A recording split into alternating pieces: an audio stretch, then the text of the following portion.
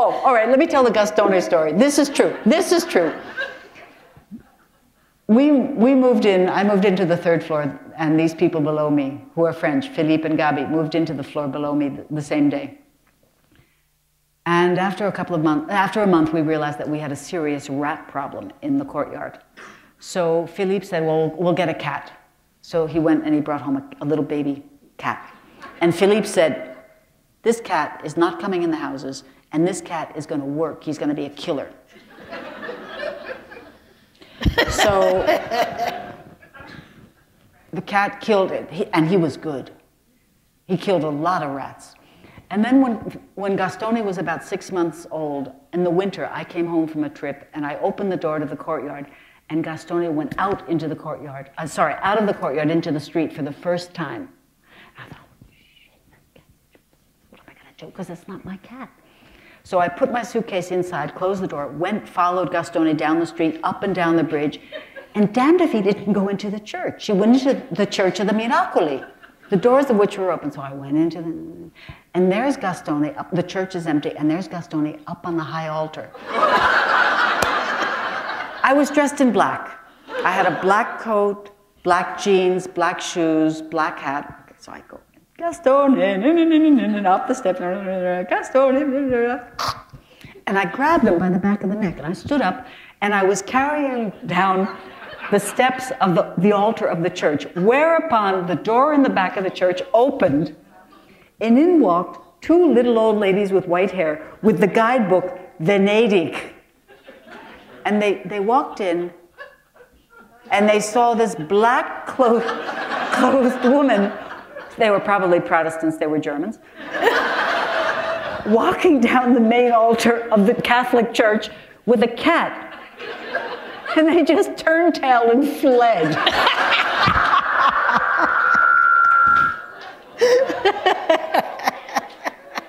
Sorry, yes, your question? I'm just curious about some biological stuff. Yeah, whatever. Biographical stuff. Aren't you a little old to be asking that question? When you said you left the States sort of free of ambition, and you did this international stuff, what did you do to support yourself? You taught in Saudi Arabia? I was pretty much an academic mercenary. I taught in Iran. I didn't teach very much. I worked for a company that taught English to helicopter pilots. It was just an ultimate boondoggle. I taught in China at a university. I taught English literature at a university in China. I taught in Switzerland. And so when you settled in Italy, that was there for you too? You had some education opportunities there? No, I didn't have a job. I went with no job. Wow. Yeah. I just went because I really was unhappy after my 9 months in Saudi Arabia. And I wanted to go somewhere where I would be at peace, where I'd always been happy. And then luckily I got a job.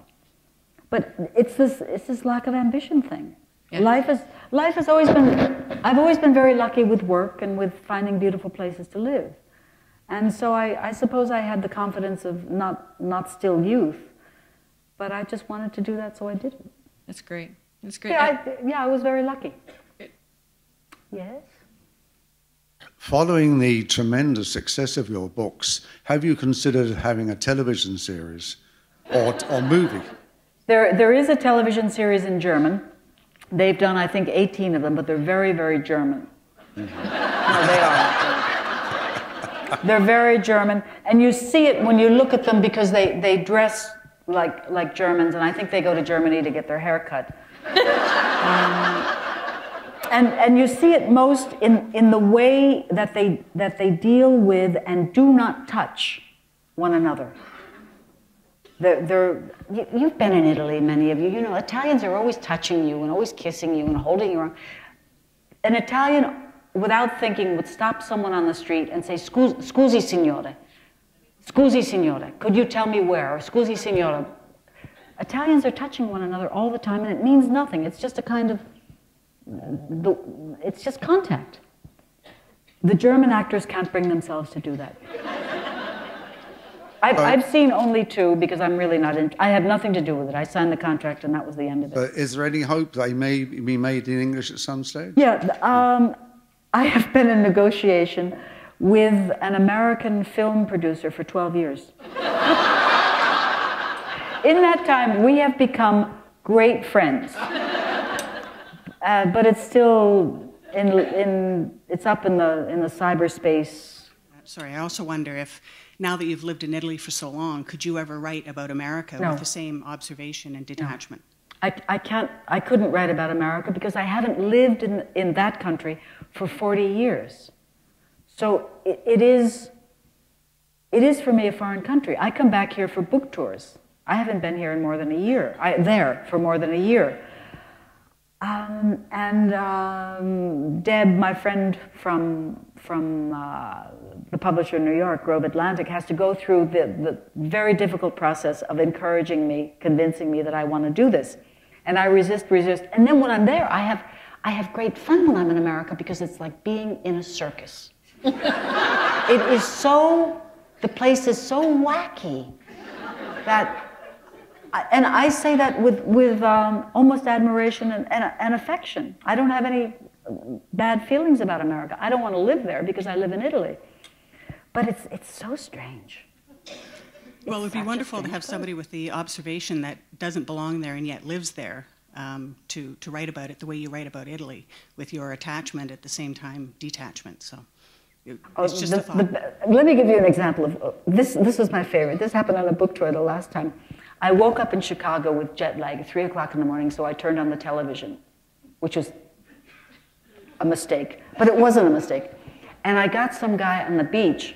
He was standing there, and he looked out at the audience very seriously, and he said, this is 3 o'clock in the morning, and I had a double espresso from room service. So I was, the guy looked out and said, at the time of his death, Elvis Presley's colon weighed 45 pounds.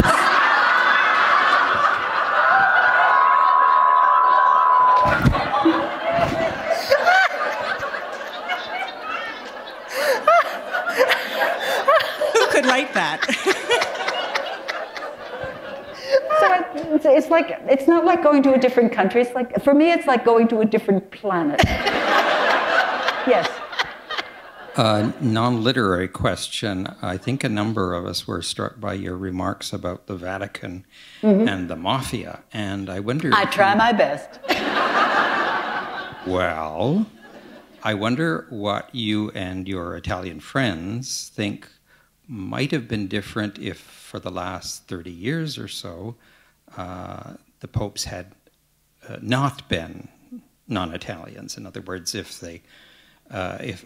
has there been any perceptible influence of these popes on Italy and the mafia, as opposed to what might have occurred had the popes been Italian as they were for so long? No. You get that high in the organization, and you've been co-opted by the organization, I would think. If you're the president of British Petroleum, your interest is petroleum. It's not the ecology. It doesn't matter whether you're English or you're Dutch or you're French or you're Pakistani. If you're the president of British Petroleum or Shell or Chevron, your goal in life is to rape the planet. While putting the sweet ads in the New Yorker, page after page, about your commitment to the ecology. But that's your job. So I think it doesn't matter with the Vatican whether it's a Polish pope or it's a German pope or it's a this one or it's a that one. The only difference might be whether they are heterosexual or homosexual. But that's based on nationality, I don't think makes a bit of difference. Yes. I was just going to say that I love your books. I think of them as a treat. When I pick up a new one, I save it. I'm going to go to the cottage for a couple of weeks. I have to save it for that time. Anyway, I think a big part of what is so entertaining are people like Scarpa and Prada. He's nice. And I'm wondering whether or not your opinion is that a lot of the police force are these kind of bumbling, inept fellows, or whether you're using that almost as a bit of comic relief in there. Yeah, Alvise is a bit of comic relief because he's such a dope. But Scarpa is menacing. Yeah. Because he's from the dark side. Yeah, yeah. He's sort of the Dick Cheney of Venice. Well, it's just...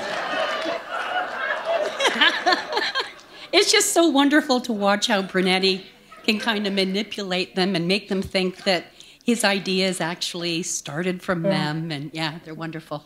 Thank you. Good, thanks. I have a very superficial question. I'm sure my answer will be just as superficial. I love Brunetti. I think we're soulmates, and he has spoiled me for everyone else. But I don't see him physically. Neither do I. You don't describe him. You describe his soul, his intellect. But who would you see as an actor performing his role? I don't know. I don't go to the movies, so I don't know who they are. Well, what political figure then would you see?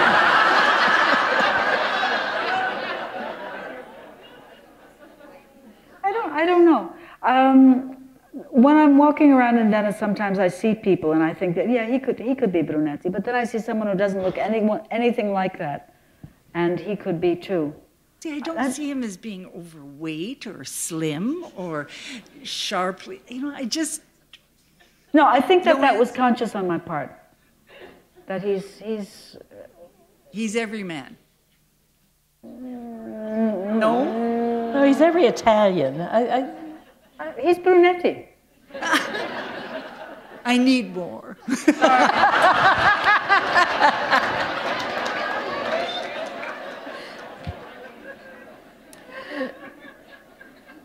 On occasion, I have rented your CDs, disc form, and I was just wondering if you had any input. Like, they're wonderful actors who I've never heard tell them. this. Oh, they're amazing. It gets me through road rage. All right. So sometimes I just put one on, and I've it never makes heard me them. so happy. They're fantastic. So Good. if just for some feedback or for anybody who wants to listen to them, they're amazing too. If you think the Brunetti things are good, just think how good the Alcino would be with Joyce. Yes. A couple of books ago, I called up my buddy and I said, she has a new editor. And he said, why? I said, well, Brunetti I wish I had the details. Brunetti wouldn't do that. Elettra wouldn't do that. And so we had this argument back and forth, and my buddy's here tonight, and I said, I'm going to ask her if she's had a new editor in the last couple books. Have you? No? Okay, I buy the beer. The one change that is happening in the books, and I think that many readers have noticed this, is that Brunetti is becoming more and more. He's becoming darker. He's becoming blacker. But we've been together for what, an hour and a quarter, and this is just the way I am. Nothing gives me more delight than to make people laugh. I love to do it. I love quick-witted people. I love good conversation. In this case, good monologue. And I really am a happy person, just by genetic whatever, because I come of happy people. But as I get older, I become bleaker and bleaker in my intellectual vision of things. I am very pessimistic about the world as it is now, and about where we are going, for any one of a number of reasons. But that doesn't prevent my being happy. And in a way that is manifest as well in Brunetti, because he is an intellectual, or he has an intellectual stance towards the world. So he sees things, and perhaps things are more obvious in Italy, and is driven to the edge of despair by what he sees, because the situation is at times apparently hopeless. But at the same time, he has the happiness and the solidity that is provided to him by this family that surrounds him, and by his intelligence. He is saved by his intelligence, his family, and his sensibility. But yeah, the books are becoming blacker and blacker. This is going to be our last one. Okay. Oh, great. Make it good. Yeah. Oh, I'll try. I see Brunetti as my cousin Eugenio, who's an inspectore in the Questura in Cosenza. Mamma mia. He's a little bit big over here, but his wife Aurelia is a wonderful cook, and they have a 17-year-old and a 16-year-old. And he's got puffy eyes under here, but a big, beautiful head of hair. And the tie is never completely closed. Yeah. Okay. My question, though, is about Vianello. And when does he come out from under the shadow? He does once in a while. Yeah. Will he ever? Well, he does in this book, doesn't he? I don't know. I really, and again, this is one of those things I shouldn't say, confess, tell you. I don't know what's going to happen. In any of these books, when I start them, I don't know what's going to happen. I don't know who's going to walk in the door. I don't know what's going to be investigated. I don't know why that person was killed. Sometimes I don't know who's going to be killed as the book begins. And I don't know who's going to emerge. I know that I want sometime to have Scarpa's malevolence become more evident. Yeah. I want to arrange a meeting between Pata and Brunetti's father-in-law, because I want to see Pata in the face of real power. Because the Count, with all of his charm, is a powerful man, and Pata, with all his bluster, is a weakling. I would like to, but I never know when those things will be possible to be do. When it will be possible to do those things. I do have the next book is finished. It's about meat, the meat that some people eat. And I have a very, very good idea. I've never said that before. I have a very, very good idea for the next book that is just going to be so black. Thank you. Thank you. Grazie. Thank you very much. And thank you.